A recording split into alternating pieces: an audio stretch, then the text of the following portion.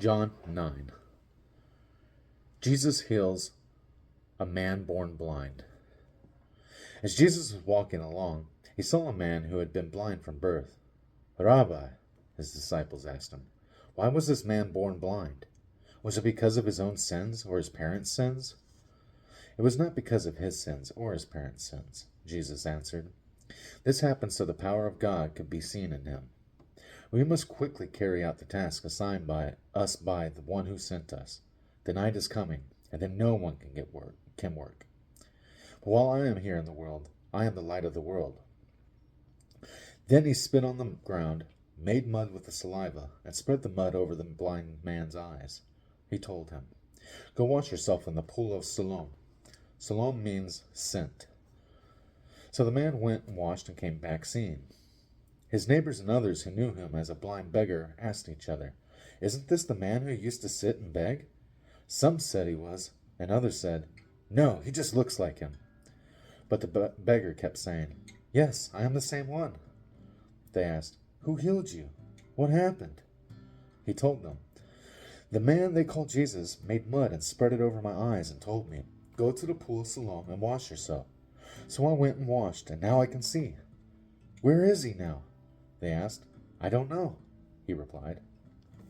Then they took the man who had been blind to the Pharisees, because it was on the Sabbath that Jesus had made the mud and healed him. The Pharisees asked the man all about it.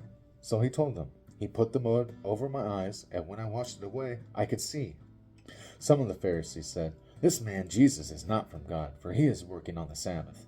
Others said, "But how could an ordinary sinner do such miraculous signs?" So there was a deep division of opinion among them. Then the Pharisees again questioned the man who had been blind and demanded, "What's your opinion about this man who healed you?"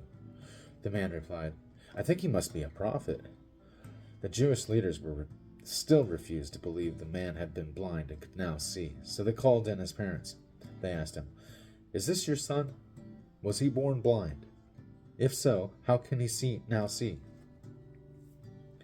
His parents replied, "We know this is our son and that he was born blind, but we don't know how he can see or who healed him. Ask him. He is old enough to speak for himself." His parents said this because they were afraid of the Jewish leaders, who had announced that anyone saying Jesus was the Messiah would be expelled from the synagogue. That's why they said, "He is old enough. Ask him." So for the second time, they called in the man who had been blind and told him, "God should get the glory for this, because we know this man Jesus is a sinner." "I don't know whether he is a sinner," the man replied, "but I know this. I was blind, and now I can see." "But what did he do?" they asked. "How did he heal you?" "Look," the man exclaimed. "I told you once. Didn't you listen? Why do you want to hear it again? Do you want to become his disciples too?" Then they cursed him and said, "You are his disciple, but we are disciples of Moses.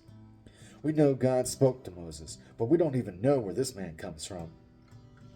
"Why, that's very strange," the man replied. "He healed my eyes, and yet you don't know where he comes from. We know that God doesn't listen to sinners, but he is ready to hear those who worship him and do his will. Ever since the world began, no one has been able to open the eyes of someone born blind. If this man were not from God, he couldn't have done it." "You were born a total sinner," they answered. "Are you trying to teach us?" And they threw him out of the synagogue. Spiritual blindness. When Jesus heard what had happened, he found the man and asked, "Do you believe in the Son of Man?" The man answered, "Who is he, sir? I want to believe in him." "You have seen him," Jesus said, "and he is speaking to you." "Yes, Lord, I believe," the man said, and he worshipped Jesus. Then Jesus told him, "I entered this world to render judgment, to give sight to the blind, and to show those who think they see that they are blind." Some Pharisees who were standing nearby heard him and asked, "Are you saying we're blind?"